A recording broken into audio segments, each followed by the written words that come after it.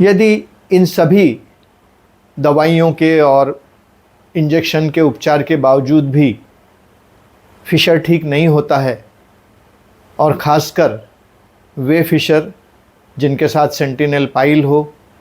जिनमें संक्रमण infection septic हो गया हो, जिनमें फिशर के अलावा वहाँ पर भीतर में बवासीर पाइल्स के मस्से हों या अन्य कोई जटिलताएं हों, तो वे इन सभी नॉन सर्जिकल ट्रीटमेंट पर अपना कोई असर होने नहीं देती और उन्हें किसी न किसी सर्जिकल अप्रोच, सर्जिकल ट्रीटमेंट की ज़रूरत पड़ती है। अब फिशर में कौन सी शस्त्रक्रिया या सर्जिकल ट्रीटमेंट अपनाई जाती है? देखिए, उपचार का प्रमुख उद्देश्य है कि गुदा के स्फिंक्टर में, मांसपेशियों में जो स्थायी रूप से संकुचन आ गया है,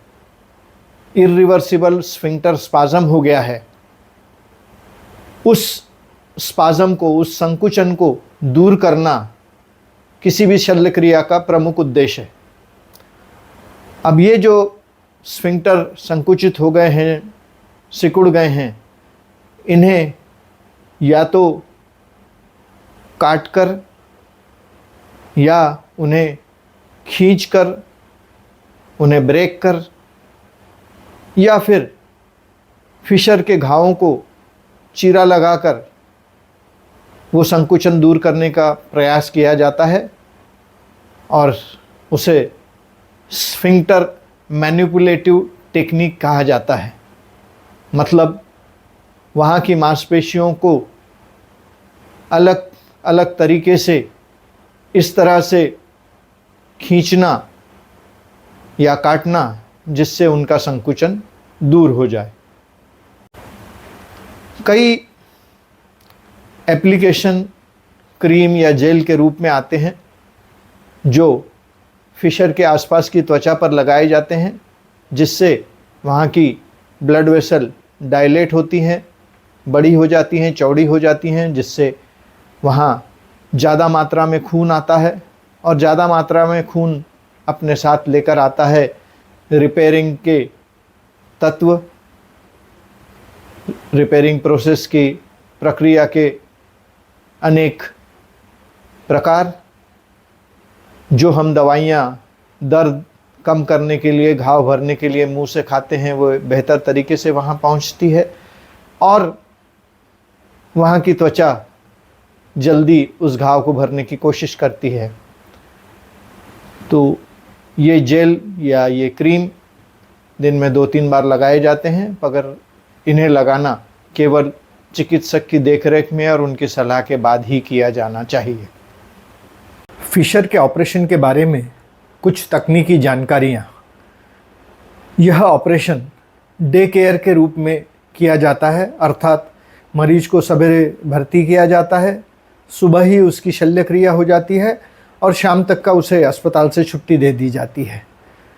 बहुधा यह ऑपरेशन मरीज़ को पूरी तरह बेहोश करके या उसकी पीठ में सुई लगाकर कमर के नीचे का भाग सुन्न करके की जाती है। कुछ लोग लोकल एनेस्थीसिया अर्थात केवल ऑपरेशन की जगह के आसपास के भाग को सुन्न करके ये ऑपरेशन करते हैं, मगर बेहतर यही होता है कि मरीज़ को बेहोश किया जाए या उसके कमर के नीचे का हिस्सा सुन्न कर दिया जाए। यह ऑपरेशन अगर फिशर में कोई जटिलता ना हो, कॉम्प्लिकेशन ना हो, उसमें और कोई अन्य बीमारियां ना हो, तो 5 से 7 मिनट में पूरा हो जाता है। फिशर के ऑपरेशन में कौन सी टेक्निक अपनाई जाती है? आज सारी दुनिया में गोल्ड स्टैंडर्ड जिस शल्य क्रिया को कहा जाता है फिशर के लिए, उसमें आपके गुदा की जो स्पास्टिक या संकुचित मांसपेशियां हैं, उन्हें छोटा सा चीरा लगाकर प्रसारित कर दिया जाता है, एक्सपांड कर दिया जाता है, जिससे मल त्याग करते वक्त उस जगह पर जोर नहीं पड़ता वहाँ की मांसपेशियों में खिंचाव नहीं आता, वह जगह फ्री हो जाती है, बड़ी हो जाती है और फिर ज़ख़म अपने आप भर जाता है। यह एक तकनीक है। दूसरी में फिशर के भाग को पूरी तरह से काट कर निकाल दिया जाता है, जिसे फिशरेक्टॉमी कहा जाता है, और जिसके बाद वहाँ पर जो सामान्य मांस का घाव है वह धीरे धीरे भर जाता है। हालांकि यह तकनीक कुछ सर्जन ही अपनाते हैं, बट प्रमुखता से स्फिंक्टरोटॉमी वाला ऑपरेशन ही सारे जग में किया जाता है। फिशर के ऑपरेशन के बाद आपको क्या क्या बातों का ध्यान रखना है? एक तो यह कि आपके मल कड़े ना हो, इसलिए नियमित रूप से आपको कोई पेट साफ़ करने की दवा, लैक्सेटिव या स्टूल सॉफ्टनर लेनी होती है, ताकि जब मल का निकास हो वो आसानी से, सरलता से और क्विकली निकल जाए, ताकि वहाँ पर घाव पर बेजा दबाव ना पड़े। इसके अलावा दर्दनाशक दवाएं, गर्म पानी में बैठ के सिकाई मतलब सिड्स बात, उस जगह पर राहत पहुंचाने वाली